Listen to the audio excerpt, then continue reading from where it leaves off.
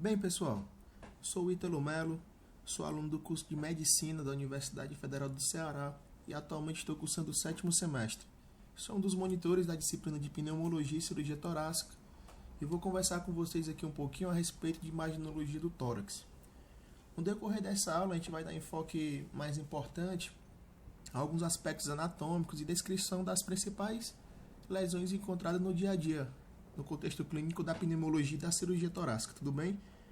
Lembrar que a imaginologia do tórax é um exame complementar e a gente deve ver sempre associado ao contexto clínico do paciente, que assim ela vai ter muita mais importância, vai ter muito mais significado eu olhar em conjunto, fazendo esse casamento, né, entre o contexto clínico do paciente e a imaginologia do tórax.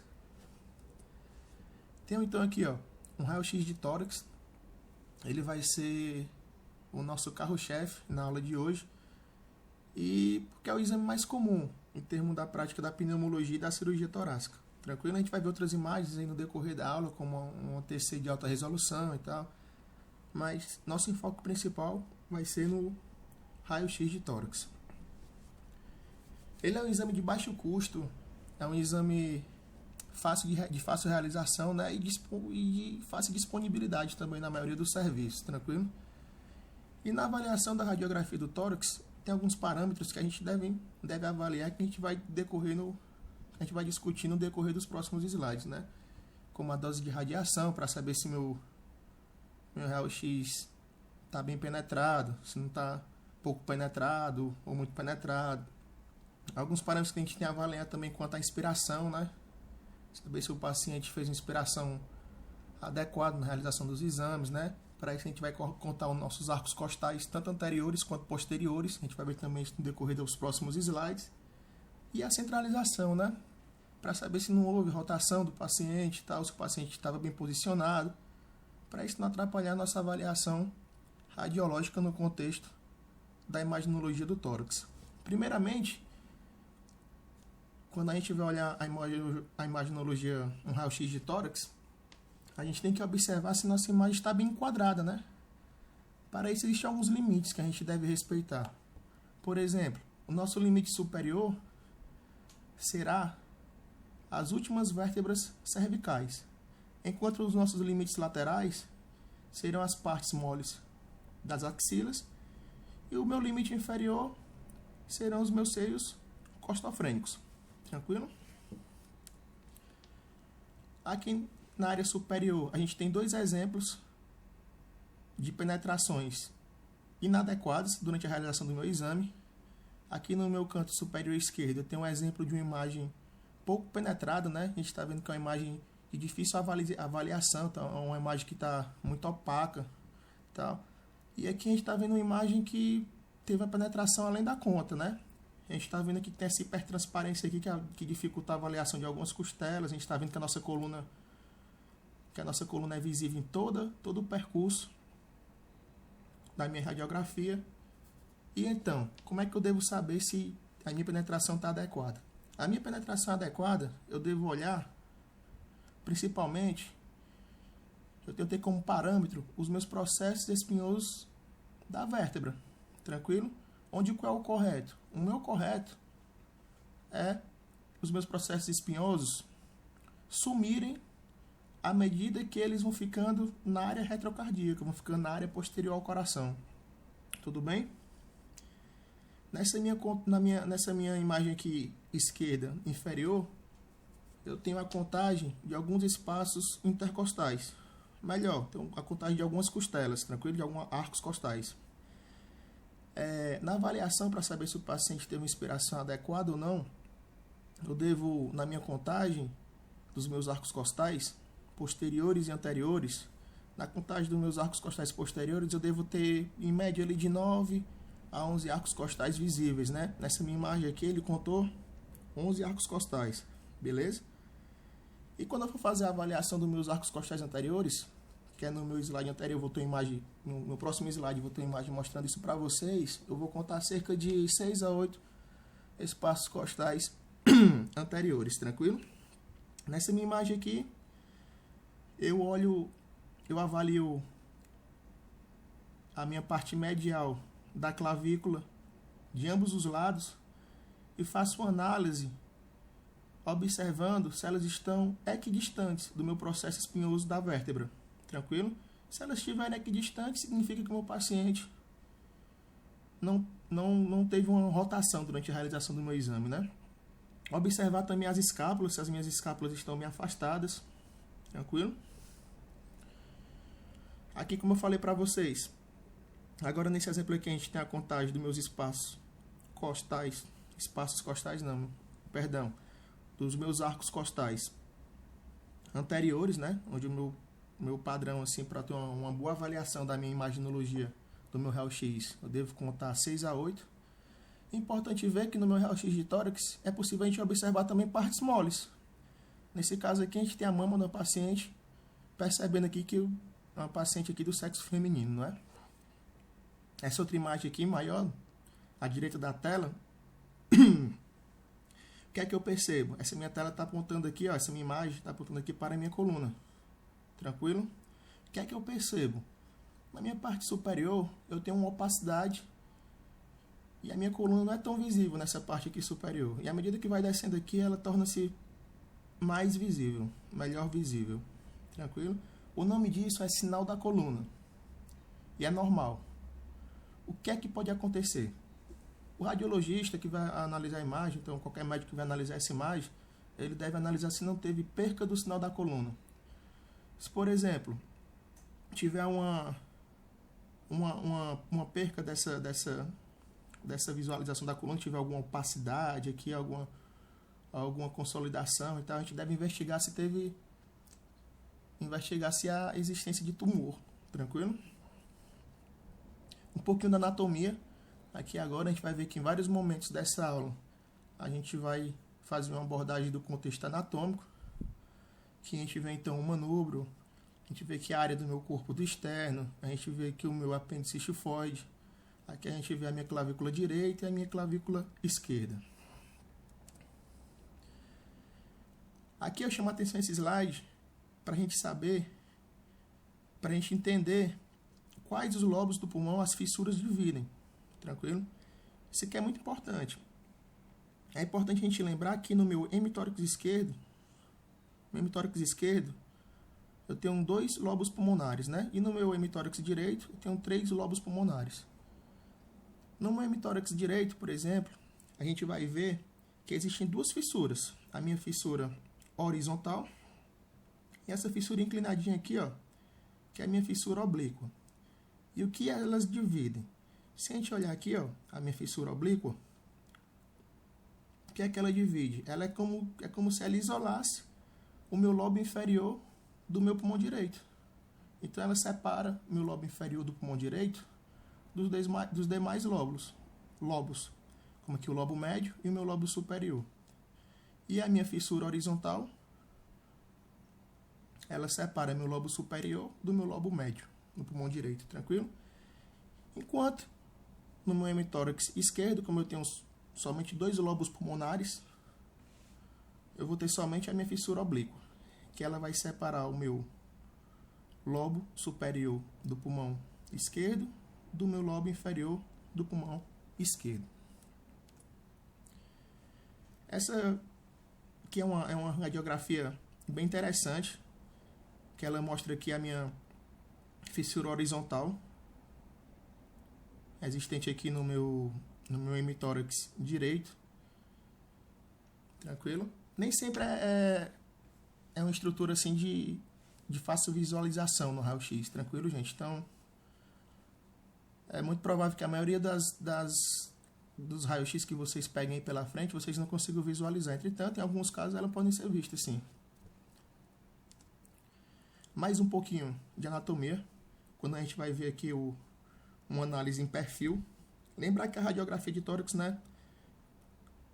Existem vários tipos de incidência dela, onde as mais comuns são a incidência em PA e em perfil, aqui a gente tem a análise em perfil. E a gente pode perceber mais as estruturas anatômicas, né? Onde esse meu botão aqui vai ser a artéria pulmonar direita, superior a ele aqui, ó, minha artéria pulmonar esquerda, e mais superior à artéria pulmonar esquerda, que de um calibre maior aqui, ó, a minha artéria aorta, tranquilo? Mais um pouquinho de anatomia aqui, ó. A gente está vendo aqui, ó, meu átrio direito, que essa parte pontuda aqui do coração vai ser meu ventrículo esquerdo, aqui meu átrio esquerdo e aqui meu tronco pulmonar. O que eu chamo a atenção para esse slide aqui é a minha divisão dos mediastinos. Existem duas maneiras de dividir o mediastino. Lembrar que o mediastino é aquela área ali, né, entre os pulmões. Existe essa divisão aqui embaixo, entre mediastino superior e inferior, onde eu vou pegar ali, ó, a nível de T5, que é mais ou menos ali a nível da carina e tal. O que tiver acima de nível de T5 vai ser meu mediastino superior, e o que tiver abaixo de T5 vai ser meu mediastino inferior, tranquilo?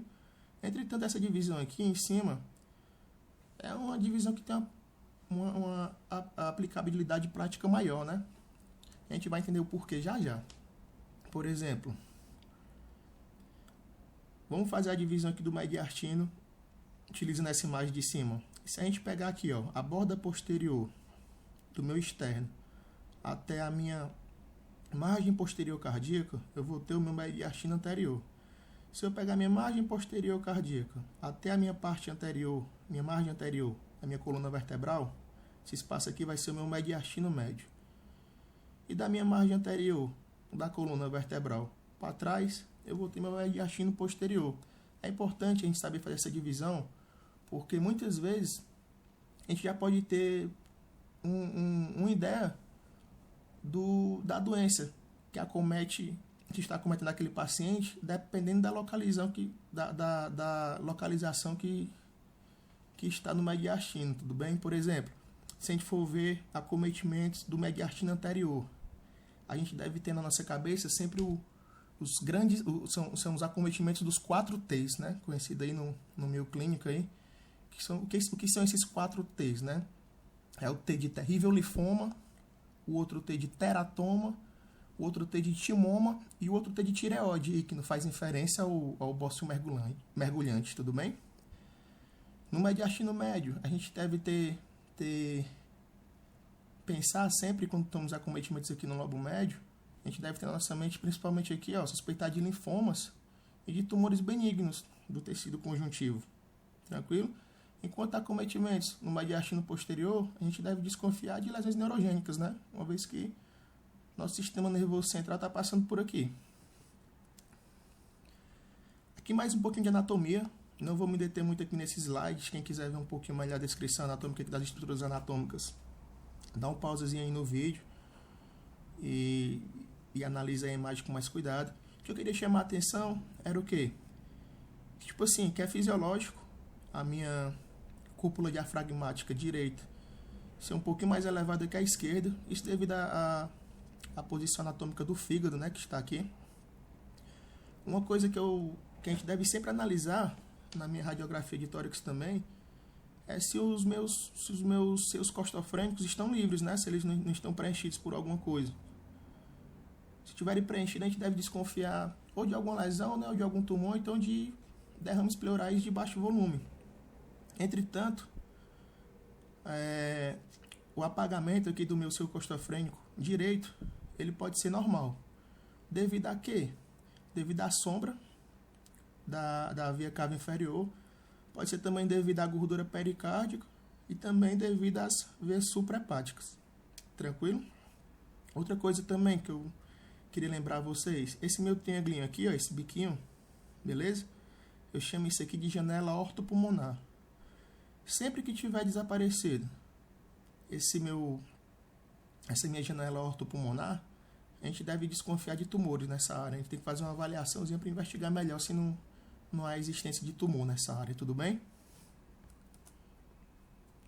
Aqui mais um pouquinho da anatomia. Não vou me deter muito nesse slide. Quem quiser analisar melhor essa imagem, dá um pausazinho no vídeo e faz uma análise melhor aí. E aqui agora a gente vai estudar um pouquinho da topografia dos lobos pulmonares. Tudo bem? Por exemplo, aqui, ó, nós temos aqui o lobo superior do meu pulmão direito, né? Eu olhando aqui anteriormente, ele ocupa essa área aqui, né? E do perfil ele ocupa toda essa área superior aqui. Tranquilo? Eu tenho aqui a topografia do meu lobo pulmonar médio, do pulmão direito, né? Aqui, ó. Ele ocupa no PA essa porção aqui do meu hemitórax. E no meu perfil, notar que o meu lobo médio, ó, ele ocupa essa porção aqui, ó, anterior, né? A minha análise em perfil. E notar aqui que no meu lobo inferior do pulmão direito, ele ocupa essa topografia, vista aqui em PA, e essa topografia posterior e inferior, vista em perfil. Isso é muito interessante, gente, porque às vezes a gente vê em PA, aqui uma lesão mais ou menos nessa área aqui, a gente pode ter dificuldade em topografar aquela lesão. Vixe, é um acometimento de lobo médio ou é um acometimento de lobo inferior? E a gente vai ver que é possível a gente diferenciar isso aí através do sinal da silhueta, que a gente vai ver nos slides seguintes, tranquilo? Aqui pra gente ver a topografia aqui dos meus lobos esquerdos, né? Onde eu vou ter meu lobo superior do pulmão esquerdo e meu lobo inferior do pulmão esquerdo.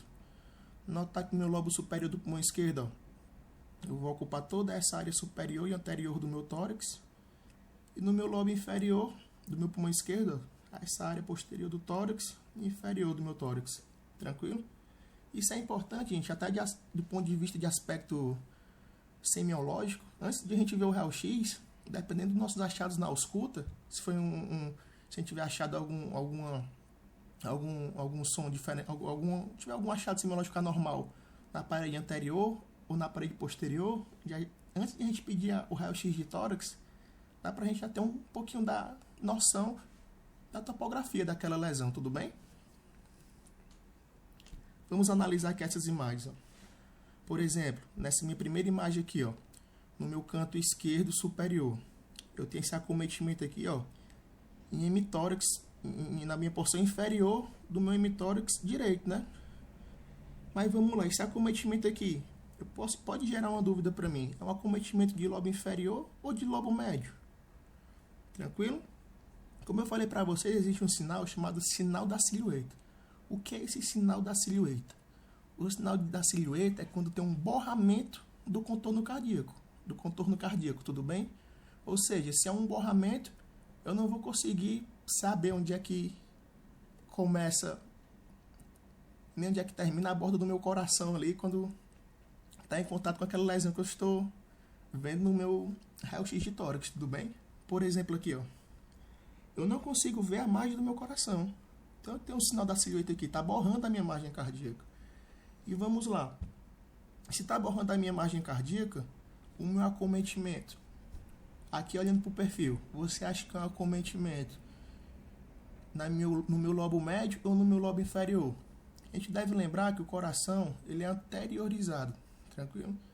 E o meu lobo médio é anteriorizado, quando comparado com o meu lobo inferior, né?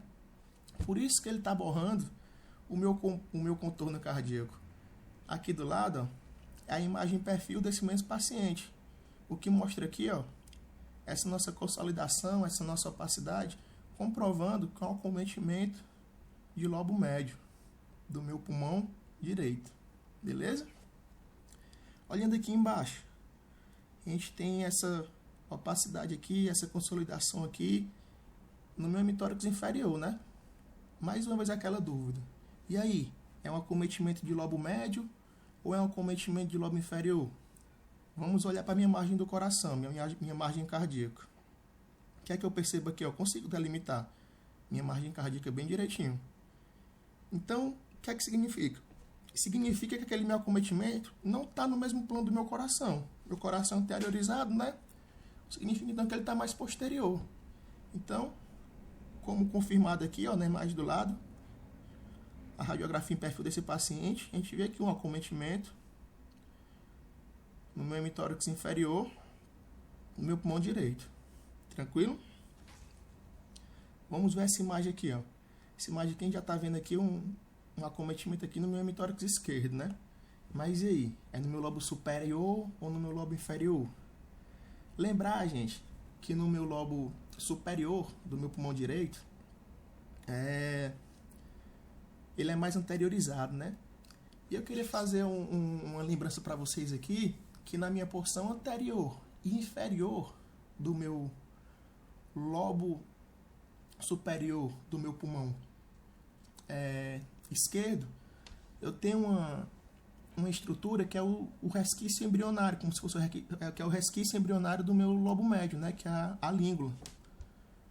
Então, ó, aqui a minha margem cardíaca, ela está borrada, não consigo delimitar ela. Então a gente percebe então o acometimento de lobo superior, principalmente na porção da língula. Tranquilo?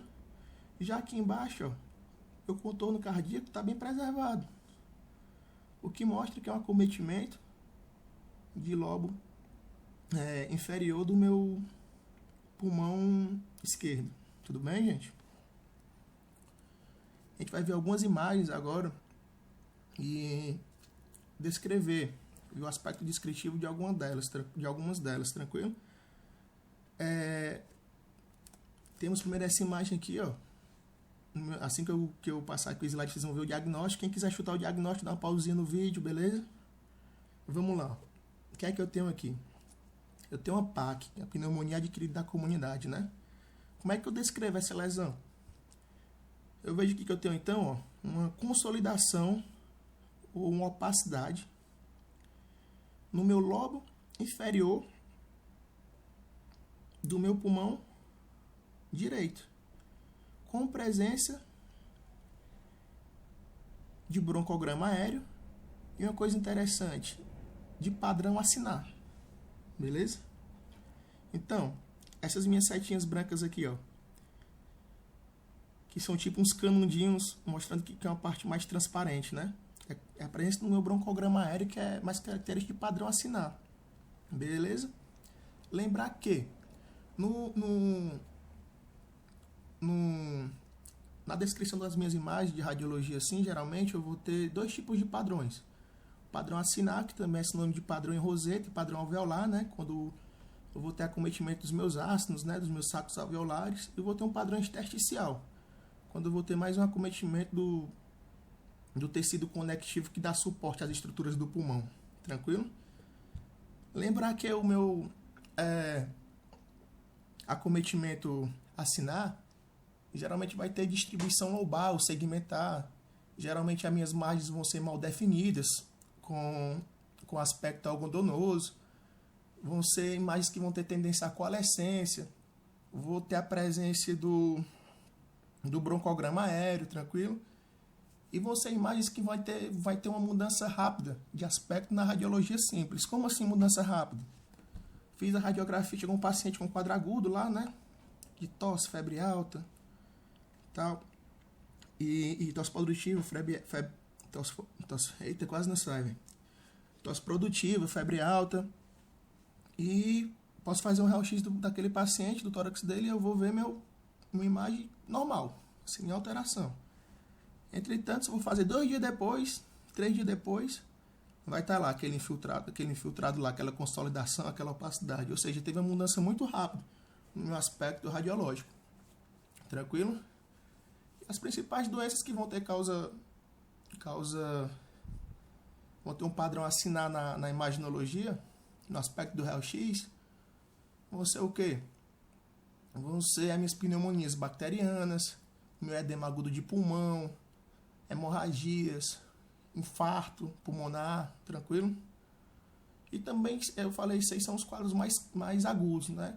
E eu posso ter também quadros crônicos que também podem cursar com padrão acinar, como infecções por TB ou fúngicas, a sarcoidose, neoplasias, colagenose, silicose, e por aí vai, tranquilo? E eu conversei com vocês aqui sobre padrão reticular, né? Padrão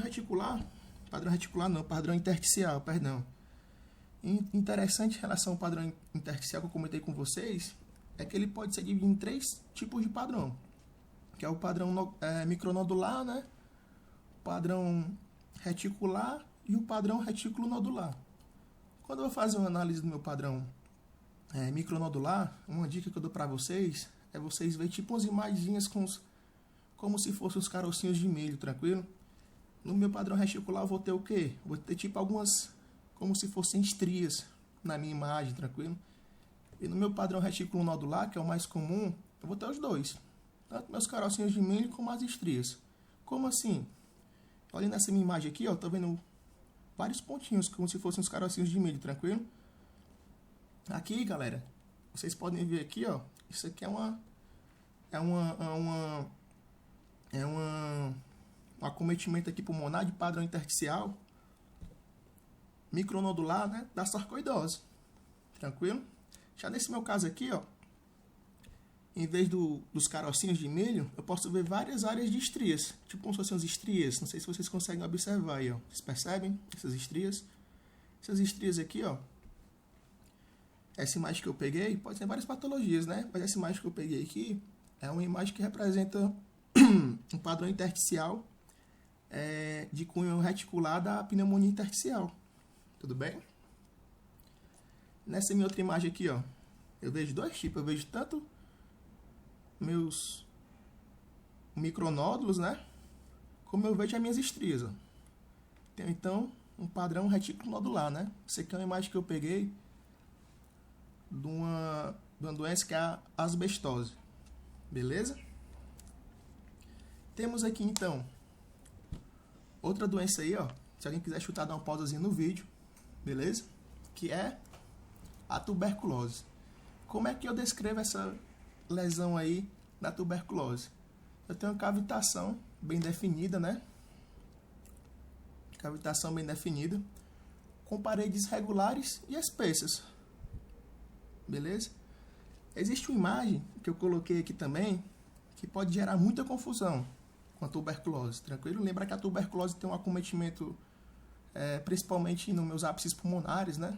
Nas minhas partes superiores dos pulmões. Beleza?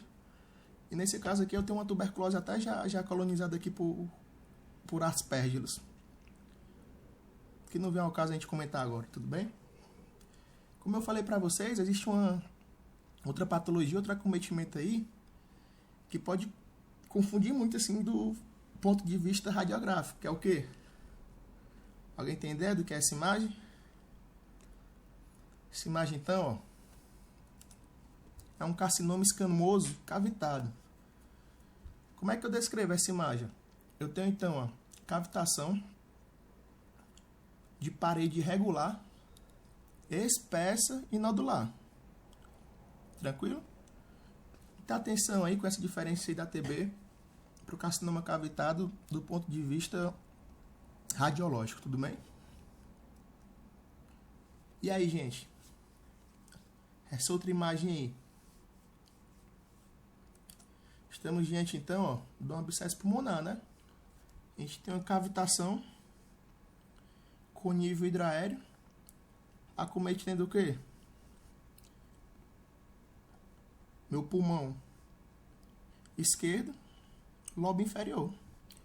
Dava pra gente saber que era lobo inferior sem olhar o perfil. Bastava olhar aqui, ó, que dá pra gente ver o contorno do coração bem direitinho, dá pra ver uma imagem cardíaca. Tranquilo? Então não houve o sinal da C8 aqui, porque não borrou o meu contorno cardíaco, né? Lembrar que o abscesso pulmonar, ele é colonizado principalmente por anaeróbicos, né? Que é aquele... A galera costuma dizer aí que é a patologia aí do alcoólico, né? Do bebum. É aquele paciente também que tem um precário estado odontológico. É aquele paciente que sofreu macroaspirações, seja por acidente, seja por AVC, seja por até mulheres mesmo em trabalho de parto prolongado. Teve uma macroaspiração e 2 dias depois dessa macroaspiração ou desenvolveu uma pneumonite que se tornou um abscesso 2 dias depois ou que se resolveu de forma espontânea, né? A gente vai ter que tratar uma patologia assim que existe bastante tempo de tratamento aí, alguns estudiosos aí, alguns artigos aí falam de 3 a 4 semanas com clindamicina e tal, mas a gente discute isso em outro momento, tranquilo? E aí, galera? Essa imagem aqui, o que é que vocês percebem nela? A gente está vendo, então, ó, que estamos diante de um derrame pleural. A gente está vendo essa opacidade homogênea com borda superior côncava. Onde essa bordazinha superior côncava eu vou chamar de sinal do menisco, beleza?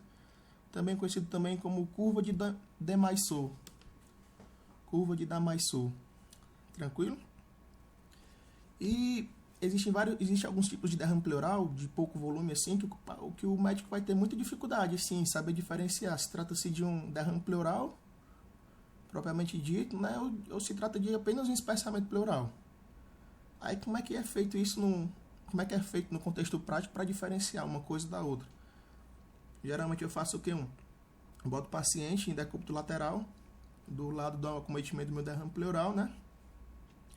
E faço incisão com raios horizontais naquele paciente, que é a minha incisão de Laurel. Tranquilo? Se for um derrame pleural, aquele líquido vai escorrer e vai formar nível. Mostrando então que é um derrame pleural, né? E aí, pessoal, essa imagem aqui, o que vocês acham que é? Essa imagem aqui, então, ó, estamos diante de uma DPOC, né? Doença pulmonar obstrutiva crônica. O que é que a gente percebe? A gente está percebendo um aumento difuso do pulmão, mostrado aqui por um aumento difuso do volume do pulmão, né? Que a gente pode perceber por essa hipertransparência generalizada. Entretanto, também pode ser localizado, né? A gente está vendo que o alargamento dos meus espaços intercostais, né? Beleza? A gente está vendo que um achatamento e uma retificação das minhas cúpulas diafragmáticas, que a gente pode ver tanto em PA quanto em perfil. E a gente percebe também um aumento do ângulo antero-posterior do tórax. Beleza? Lembrar que na DPOC existem aquelas duas divisões, né, que o pessoal, que hoje em dia está ficando abolida, né, que é o paciente bronquítico e o paciente enfisematoso, onde cada uma delas vai ter um acometimento diferente, né? No paciente bronquítico, você é aquele paciente, né, que é o blue butter, que é o paciente, aquele gordinho, baixinho, cianótico, que tosse muito.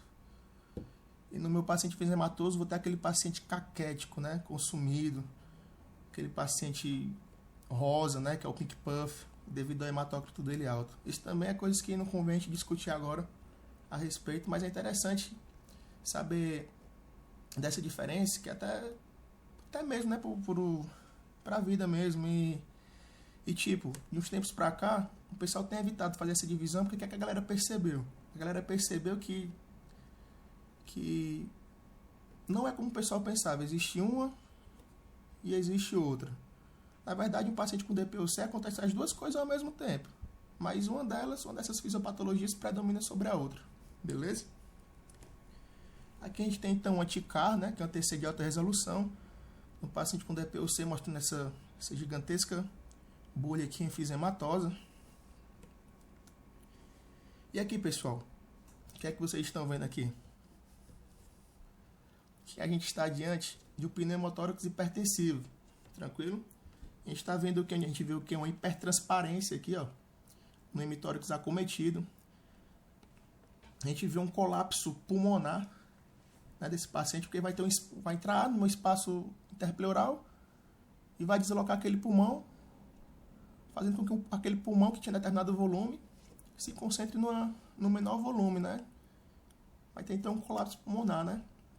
Vou ter aumento dos meus espaços intercostais, beleza?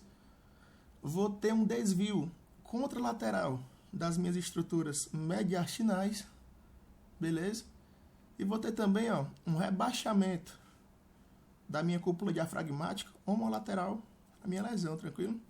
Existem vários casos de DPO, de pneumotórax, e o pneumotórax hipertensivo, ele é muitas vezes uma patologia que no contexto de emergência, de urgência e emergência, não precisa nem de radiologia de tórax para diagnosticar e já desenvolver uma conduta, beleza? Algumas patologias que causam pneumotórax: asma, DPOC, trauma, iatrogenia. Aquele médico que vai fazer um acesso central e acaba perfurando ali o ápice do pulmão do paciente, beleza?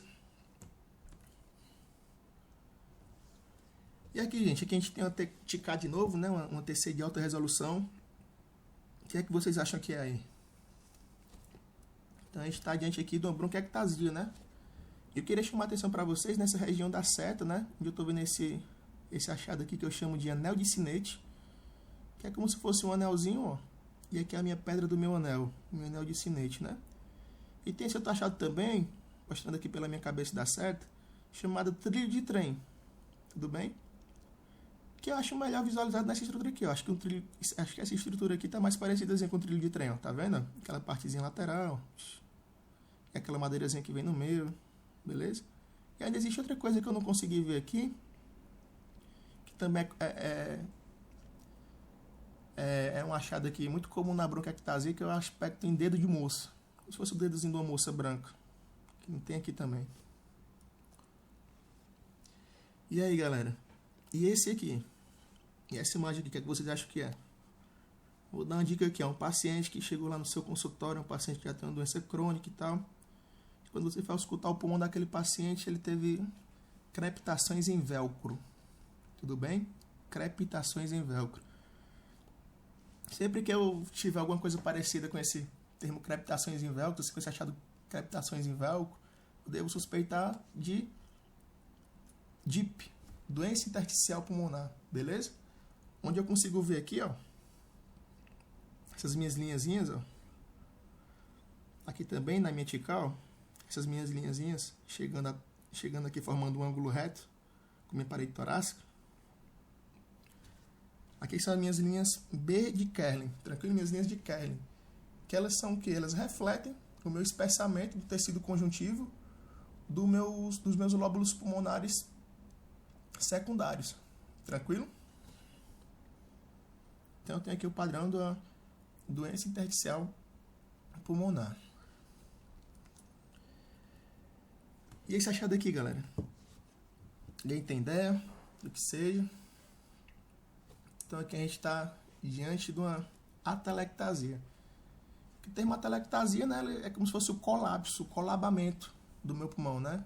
Vou ter então uma diminuição do meu volume pulmonar, decorrente da diminuição do volume do meu lobo ou do meu segmento pulmonar acometido, né? Entre a etiologia que pode causar esse padrão aí, eu vou ter geralmente processos obstrutivos endobrônquicos, né? Por exemplo, neoplasias benignas e malignas, processos também que vão causar também estenose dos meus brônquios, seja decorrente de processos infecciosos, inflamatórios ou radioterápicos, também podem cursar com atelectasia. Tranquilo? E existem alguns sinais radiológicos que servem para identificar a presença desse meu tipo de lesão. Onde eu vou ter aqueles meus sinais radiológicos que o pessoal costuma chamar de diretos e os indiretos. Os meus diretos, o principal que caracteriza a minha atelectasia é o deslocamento das minhas fissuras. Quanto maior o colapso, mais intenso o deslocamento, né? Nessa imagem aqui, não tá tão fácil ver esse deslocamento da fissura, mas na imagem posterior a essa, vocês vão entender melhor o que eu estou falando, né? Outro sinal radiológico direto é a perda da aeração pulmonar, né? Como eu falei, vai ter um colapso pulmonar, um colabamento do meu pulmão, né? Consequentemente, vai ter perda da aeração pulmonar. Lembrar que o ar, no meu raio-x, ele tem um aspecto preto, né? Tem um aspecto hipertransparente. Se perdeu, se colabou meu pulmão, teve uma perda da aeração, então ele vai ficar mais opaco, beleza? E outra coisa, se meu pulmão tinha determinado volume e ele colabou, se juntou, você concorda comigo também que além dessas coisas que a gente comentou agora, ele vai ter também uma aproximação dos vasos pulmonares e dos brônquios no local da atelectasia? Pois é, esse é o meu terceiro sinal direto radiológico da atelectasia. E existem os indiretos, né, também, que é a elevação da cúpula diafragmática ipsilateral. É como se, tipo, a gente entender isso mais ou menos, é como se, tipo, tivesse tido um colabamento do meu pulmão, criou uma pressão negativa nesse meu hemitórax acometido, que acabou puxando para cima a minha cúpula diafragmática ipsilateral. Tranquilo? Vai ter um desvio das estruturas mediastinais, vai ter um desvio das minhas estruturas mediastinais também para o lado da atelectasia. Mais ou menos o mesmo esquema daqui, né? Teve meu colabamento, criou uma pressão negativa, as estruturas que estão do outro lado, do lado não acometido, vão tender a ir para o lado acometido. Tranquilo? Vai ter uma aproximação das costelas do lado atelectasiado, também por processo fisiopatológico semelhante, assim como o deslocamento lá para a região da telectasia. Viram como é tranquilo se entender o porquê de cada achado radiológico na telectasia? Como eu falei para vocês aqui, ó, uma imagem mais evidente aqui do deslocamento da fissura que eu comentei na imagem anterior, onde a gente está vendo aqui essa seta apontando aqui para o deslocamento da fissura, mostrando aqui principalmente aqui, ó, a gente consegue observar um colapso de lobo superior direito. Tranquilo, pessoal? Daqui para frente, essas imagens que tem os asteriscos aqui, é mais a contexto, a cunho de curiosidade para vocês. São cenas aqui dos próximos capítulos que eu vou discutir com vocês em outros momentos, beleza? Mas só para vocês terem ideia da existência, assim, das coisas que a gente vai discutir em momentos posteriores. Ó. Temos aqui o hidropneumotórax, temos essa massa gastinal, temos esse nódulo pulmonar solitário, temos o carcinoma broncogênico, temos aqui metástases pulmonares, e o tumor de Pancoast, por aí vai. Infinidade de imagens que a gente vai discutir em momentos posteriores, tudo bem? Isso aqui foram algumas referências bibliográficas que eu usei para a realização dessa aula. E é isso aí, pessoal. Um abraço forte em todos aí e muito obrigado.